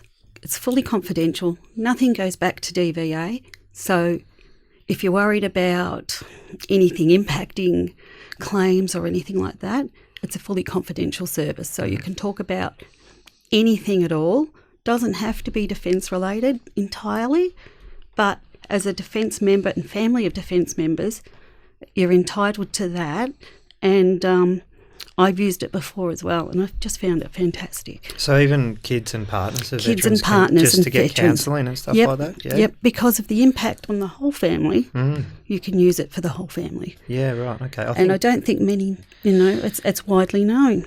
I think my dad's spoken to me about that before, something which he's sort of tried to steer us towards, and I've probably to my detriment avoided it, but I think it's probably what you're talking about. It's the same thing. Yeah. And they actually have to do a course to be a VVCS counsellor. It can't be just any counsellor that's local. They've got to be advised and coursed in the counselling for veterans. So they understand that space it's more specific. That's good. That's important. Yeah, you make a phone call first, and then they'll put you in contact with people in your area who specialise in some of the issues around it. But, so this would extend to just children of Vietnam veterans and anyone's having trouble? It was originally VVCS was set up by Vietnam veterans. It was Vietnam. It was Vietnam Veterans Counselling Service. And then after coming back from Iraq around about 2005 or 6, they changed it to Veterans and Veterans Families Children's Services. Right. So counselling services. So we'll get their number and put at the start. Yeah, we'll link it to our podcast site. Get their website as well, because they do a lot of training-based activities too for families, like on their 2 days or weekends or whatever, or some sessions for kids as well. So for those that do feel that they need it or it's warranted, those type of sessions are definitely out there. They can make a difference too, a big difference. Yeah, support. Make sure you have support I think is the best, because unless you have support, you're not going to move forward. And I've watched Jace, and as he said before, he doesn't think he could do it without support, and watching how hard it is, I'll agree with that. I guess back to what you were saying before about the veterans who are on their own, they're the ones really at risk, aren't they? You could benefit from that. Yeah, definitely. If and I know it's hard, But if they can try and make that first step and find out about RSL Active or anything that sort of is going to come up in the area. I know there's young veterans in Victoria as well that do a few activities and that. So there are a few things going on out there. You're not alone. We're all screwed up in the head in our own little ways. So, Yeah, try and buddy up, guys and girls. Yeah, exactly. All right, thank you very much. Good luck with the TPI pension status. I hope it goes well. Keep us informed and good luck with it. I'm sure you'll get there. Cheers. And, Thank you. No worries. Thanks, guys. Thanks, guys. Thank you. Fantastic.